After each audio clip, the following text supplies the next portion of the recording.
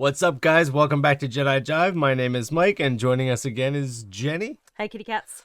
We're going to react to Loki episode 5. Only 2 episodes to go. The last episode was crazy. Probably one of the craziest episodes of Marvel that we've had since we've been having these Marvel streaming shows I'd this say year. so, yeah. A lot of unexpected twists, and the pruning of Mobius and Loki, which is, in the moment was shocking and just like, unexpected. Yeah. But in general, like, we don't think that that's really final for those characters that were. Yeah, I think it might be final for that version of Mobius, but I think we'll see Owen Wilson again. And hopefully clearly on a jet ski. we've already seen Loki again. We know that he's in limbo, in purgatory, if you will, in Loki land, which appears to be like a post-apocalyptic Earth with New York just Loki's on it, maybe. Yeah, even. we could see Avengers Tower in the background. And according to the description in the thumbnail, Loki is going to try to escape this place, so that makes it seem like these other Lokis are potentially all bad or mostly bad, or some of them are bad, or it's not necessarily a friendly Loki environment, that they're going to have some conflict with each other, and we're going to have to wait and see. I honestly can't imagine where it's going to go, but we've already seen a hint of a couple very different Loki characters.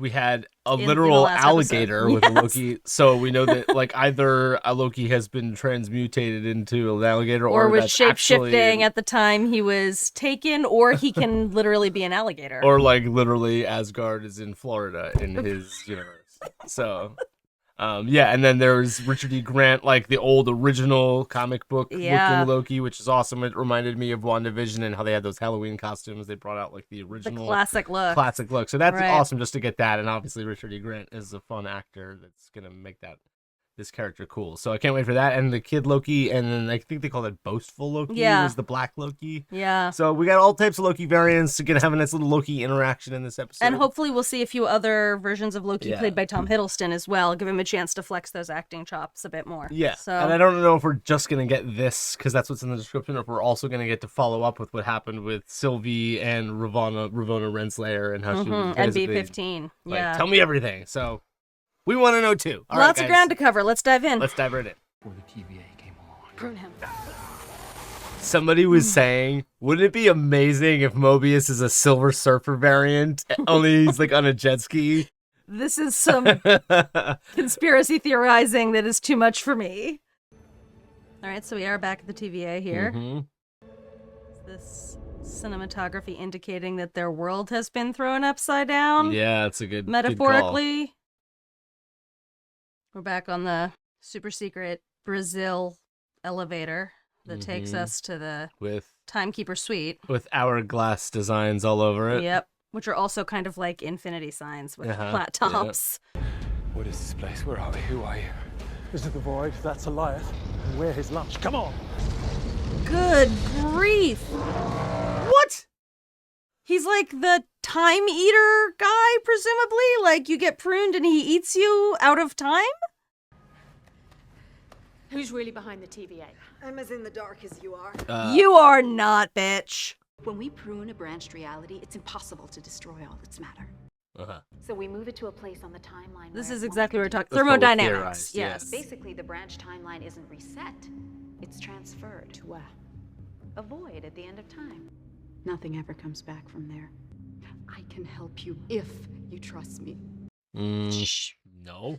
She's either a very good actress, not Gugu. She's a good actress. Yeah. Ravonna is a good actress, or she's actually scared of something. Gave her the temp pad back. What? Right. Okay, that's a lot of trust. Just a pirate There's ship. An actual UFO. A UFO and a pirate ship, just hanging out. Flying saucer. Will someone please explain to me what the hell is going on? I'm surrounded by variants of myself, plus an alligator, which I'm heartbroken to report I didn't even find all that strange. Stop wailing or you will signal Eliath. Eliath? At least their magic works here. Yeah. They send entire branched realities here that are devoured in an instant. We're in a shark tank. Eliath is the shark. Which indicates Mobius would have been sent here, but it seems the Lokis might have a better predisposition to survive than other entities. Why are there so many of you? Because Loki survived. Okay, wait. Look at the alligator. This is great. Why do you wear the horns? You let a child command you. You do well to respect the boy. Mm-hmm. This is his kingdom. What was your Nexus event, Your Majesty? I killed Thor. Woo! Okay. He had no hesitation about just saying that either. He's like, let's get this Well, we don't know that done. Thor wasn't the bad guy. Right, in his true. timeline. Thor Yeah, could yeah, have been evil. Thanos on the little copter carries the alligator. All right, so Kid Loki is actually the leader here. Yes, this was his world, his kingdom. Thor's hammer. Just sitting. Oh shit. Very Terry Gilliam. What if the void isn't the end? What if there's something beyond it? It would be impossible to start a Nexus event there. You could be completely undetectable. That's the only place they could be. So how do we get past the void? It's impossible. There's nothing for the Tempad to lock onto. No destination. Then we go through it. That's suicide. And I guess my need for you has passed. Mm-hmm. What about the Void spacecraft? What? It's a spaceship designed to withstand the temporal void. It could conceivably take us to the end of time. Miss Minutes, where are the files on this time craft? Still looking, hun. Yeah. Buried pretty deep. Yeah. Nah. No, you're full of it. How long? Any second now. Go, go, go! She was stalling for Yeah. time until her stormtroopers got there. Just tell everyone else to piss off and we can settle this between us. Mhm. What happened to finding the man behind the curtain? She literally just said, "Man behind the curtain." Nice. Put herself in the void. Good call. After I vanquished Captain America and Iron Man, I claimed my prize. All 6 Infinity Stones. Boastful Loki. Yeah. That's alligator for growling and saying liar at the same time. She's not trying to take over the TVA, she's trying to take it down. So I'm gonna kill the shark. I'm gonna kill Elias. And I could use all the help I could get. Nice speech.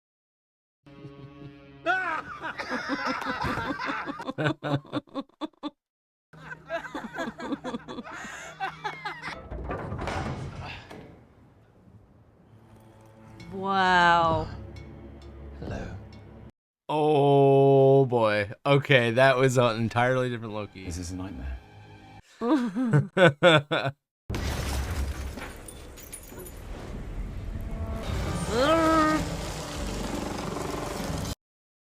Oh shit.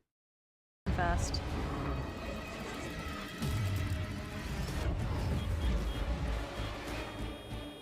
It's Mobius.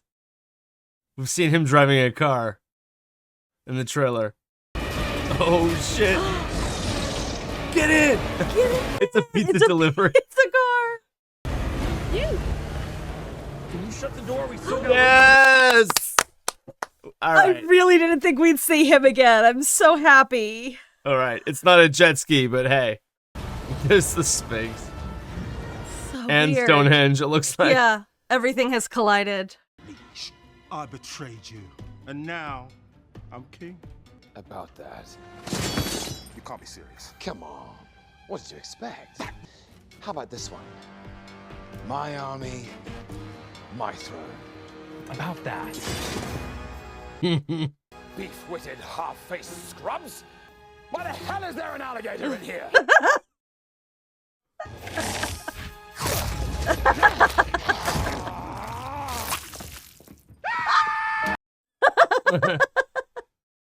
What?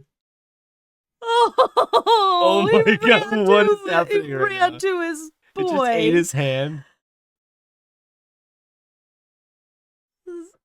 I love this version of A the theme. complete circus, which is like fitting in this weird Terry Gilliam setting, but oh my god. Oh my god. What is happening? It's just a free for all. Go, go, Oh go. my god. Go. Nothing good is going to come of that fracas. Animals. Animals! We cut the throat of every person who trusts us under what? Power. Glorious purpose. He's just jaded and bitter now. I love it. Ooh. Oof. Sounded just like Does pruning, not only look, worse. It does not look fun. Okay. Maybe we think a bit more about this, huh? Carl. Now they're slowing down. He's gonna be so happy to see both of them. Sylvie. I don't understand.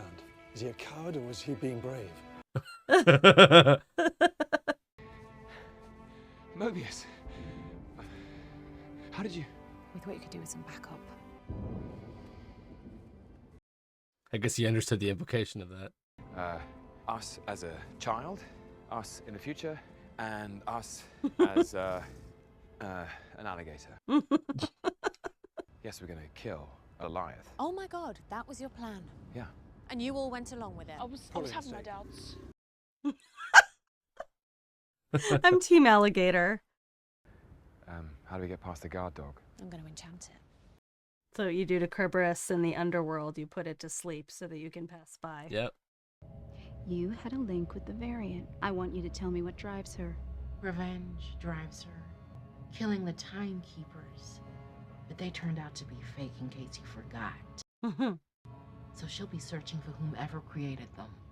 This isn't about protecting the TVA at all, is it? His name. You just want to find whoever's behind all of this, too. You'll never find them, not before she does. And why is that? You only want it. She needs it. I need all the files on the founding of the TVA. Well, that's a mighty tall order. Whoever created this place is in danger. I need to find them. We couldn't get any closer to teasing Kang without teasing Kang. No, I don't remember an alligator. I mean, who's to say he's even a Loki variant? He's got the hat. He's green, isn't he? It's always the game within the game with you guys, which I respect. It's cold. It's like a teen romance setup.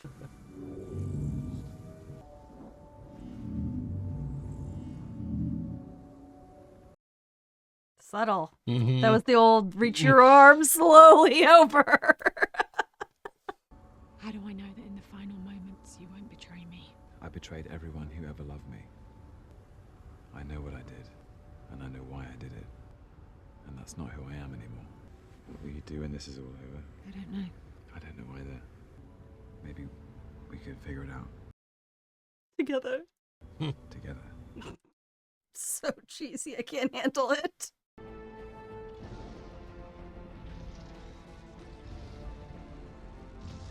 Show the alligator. Yeah. Dream team! I'll give your regards to Renslayer. Oh, please do. What will you do at the TVA? Don't go back there. Go home. Burn it to the ground. Thanks for the spark.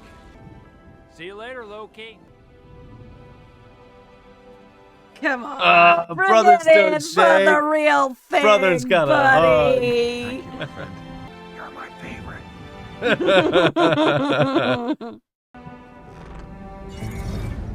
He looked at her and said it, but Loki Yeah. could hear him say it, Yeah. so they both think he said it to them. Legendary. Oh, it's Ronan's Ronan ship. the Accuser. Ronan the Accuser's ship. Yep. Yeah. We'll have to cause a distraction.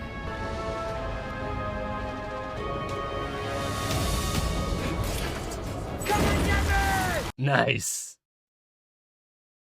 Yeesh. How do you even make contact with I don't know. smoke? Yikes. Jesus. It saw someone it didn't like. Oh, other Lokis decided to stick around. Nice. Whoa. Wow. It's rebuilding Asgard? Yeah. No, just creating a much bigger It's an distraction. illusion, but yes, Yeah, yeah. exactly. How is he doing that? I think we're stronger than we realize. Uh-huh. Together.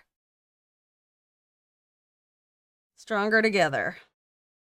Oh, shit, dude.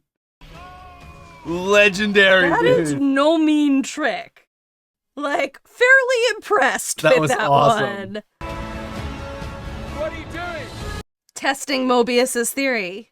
You do! Because we're the same!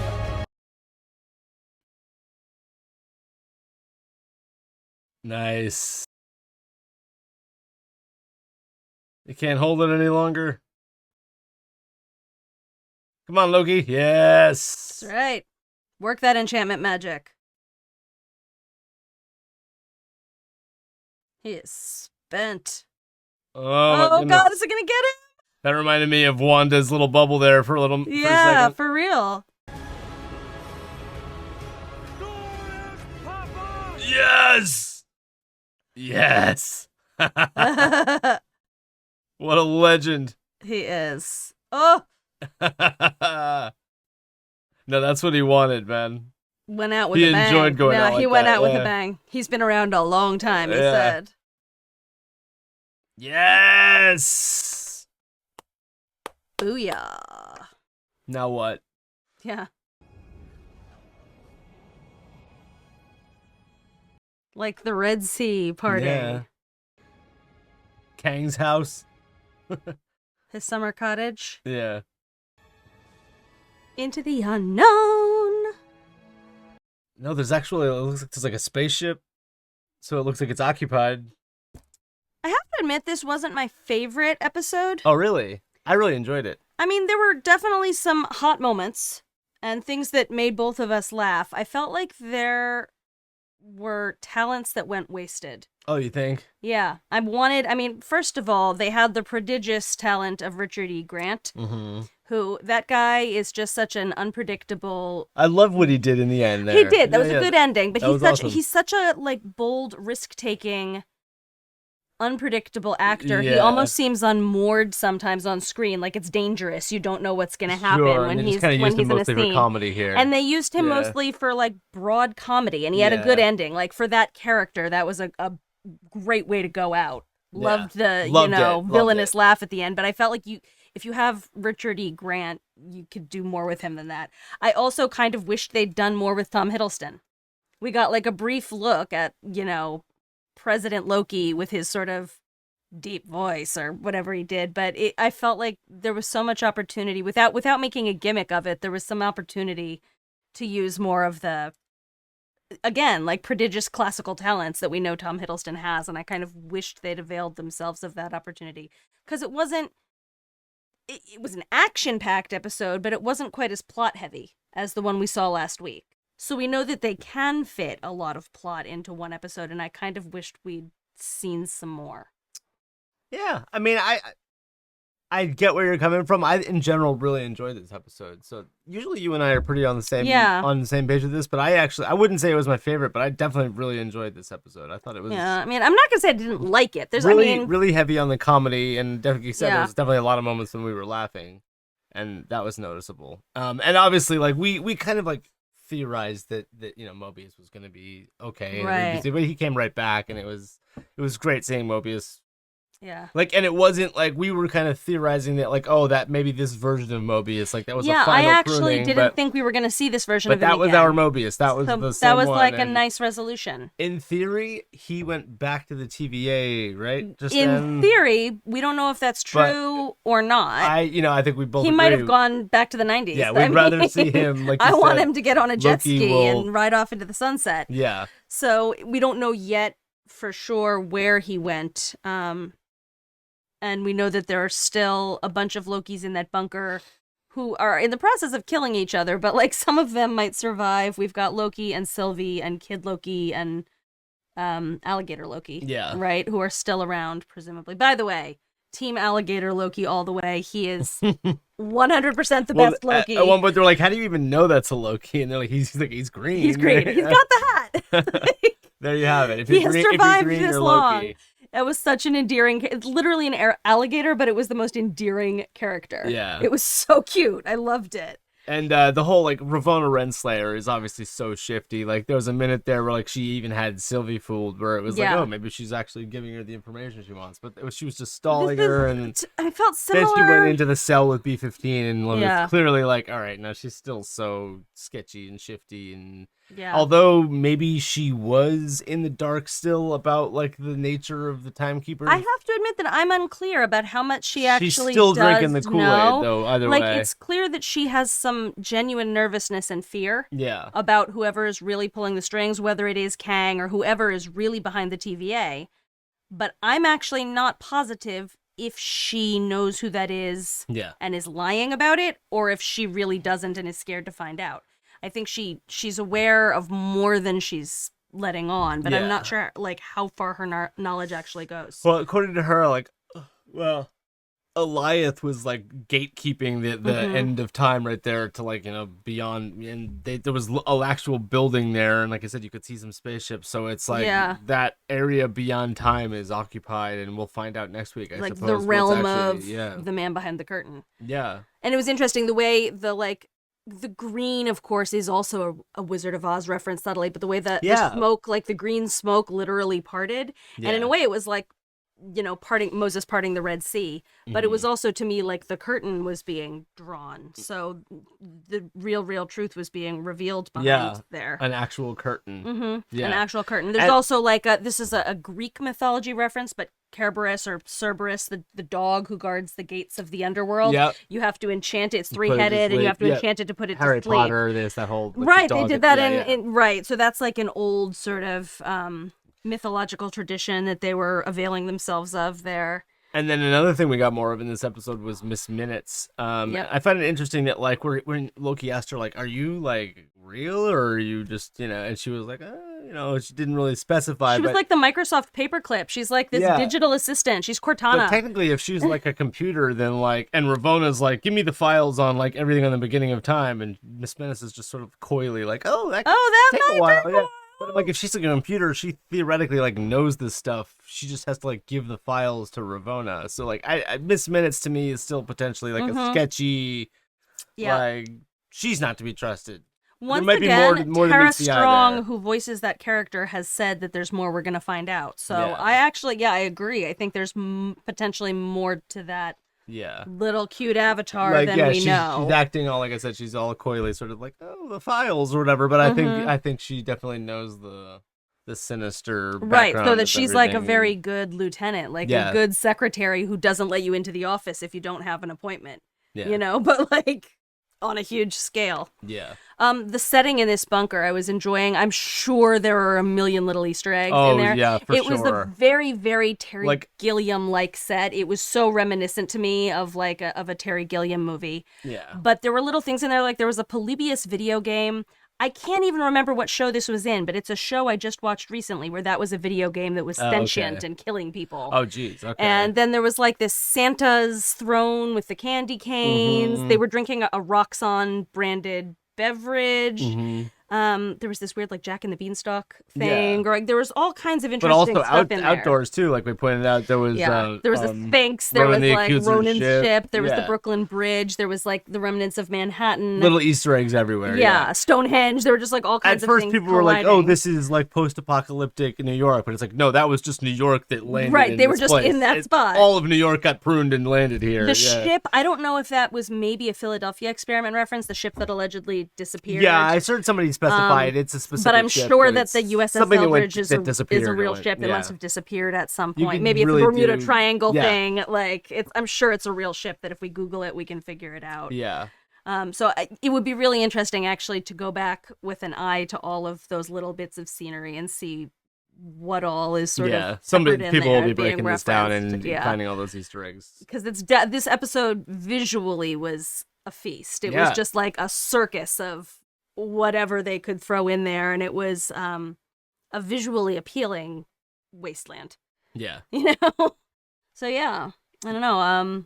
It actually felt like it had kind of a slow pace despite some pretty heavy action sequences. There was that one scene with the two of them in the blanket, and it was quite literally set up like a scene out of a CW show or like a teen romance movie. And it had deliberately terrible, cheesy dialogue that was like even so had to hard do the, like, to watch. Like stretch over, but like with my magic. Yeah. Like it was so it was so cheesy that I was kind of like, I can't stand it. It's a little awkward still. But there was definitely some cheesy dialogue in the episode. Some of it intentional, I think. Some of it not so much. But there were definitely some bright spots and some good comedic moments. Yeah, definitely enjoyable. I'm glad Mobius is back. Whether or not he's gonna be able to, continue fighting for the good guys, or if he's just, went to escape to his jet ski. Like, We'll find out. I have a feeling he's gonna be with us. Oh, I think so. I mean, one way or another. Yeah. Because like when Sylvie pruned herself, which was an awesome move. That was a boss move. I have to say that was a really boss move. But to me, that was like, okay, that was like she had no idea what was gonna happen to herself. So like in a way, like I felt like I was safe with her for the rest of the episode. Like, no, she's not gonna get eaten by Eliath or whatever. Like she already pruned herself. So like they already like. It's a nice another clever way for them to kill a character without killing them. Right. But I feel like Sylvie's pretty safe now because she already sacrificed herself. So One interesting thing is that they did kind of explain the dynamics of this void, how this works, and it 100% goes along with the actual laws of thermodynamics, meaning that there's a constant amount of matter in the universe, and it can change form, but it can't change the amount. So you could like burn something into ash, or use up all its energy so that it's like a useless rock, but you can't get rid of something in the universe. And so time apparently works the same way, except that this guard dog, this Eliath, has this sort of, Stephen King wrote that book, The Langoliers, where there's like these sort of cosmic monsters that come up and eat the past. Like they come along and eat yesterday so that time keeps moving linearly. And this had sort of the same feel to me as that, not visually, but conceptually it had kind of the same feel.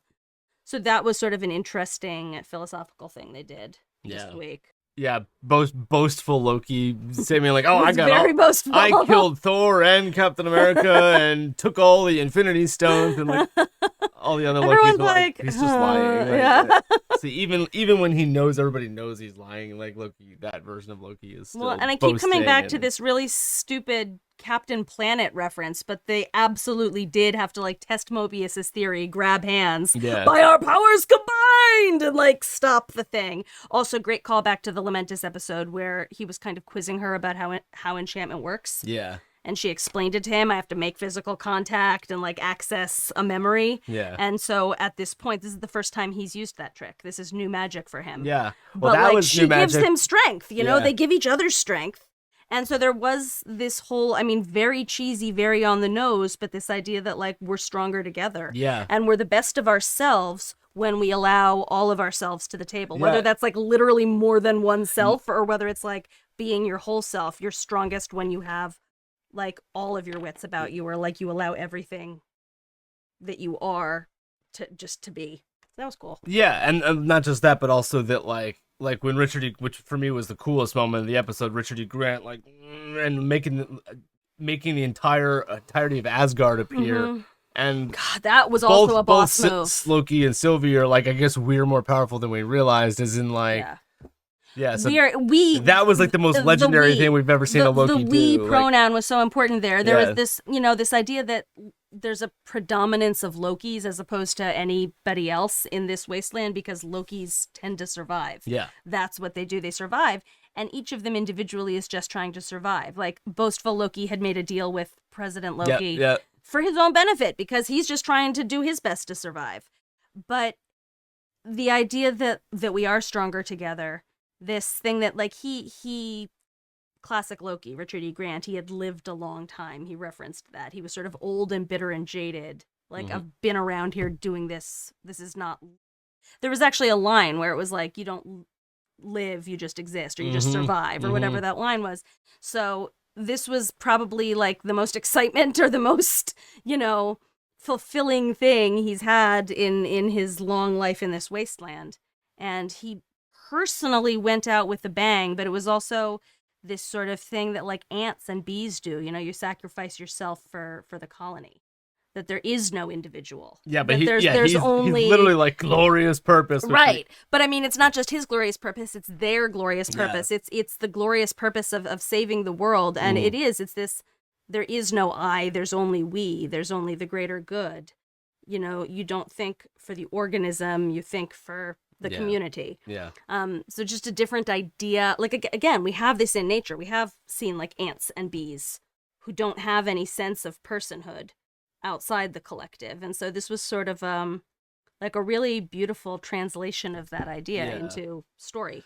In the scene with Ravonna and B-15, when B-15 was like, who are we loyal to? Yeah. To me, and after that, I was like, they couldn't tease Kang anymore without getting to the part of like actually teasing saying Kang. his name. So but this is where I'm like, does Ravonna actually know who it is and she's lying, or is she just scared of the unknown? Yeah, you know for me it was interesting is because like Sylvie was like, you had me fooled there for a minute, and I wasn't entirely buying it, but at the same time, like a lot of what Ravonna was saying, she was delaying and stalling for time there. Yeah. But like my question in that moment was like, oh, is she still telling the truth? How sincere though? is she? Is she stalling with the truth? It was similar to me with that scene last week in the time loop where Loki gave that heartfelt speech to Lady Sif, and he was like, I am a piece of shit, basically.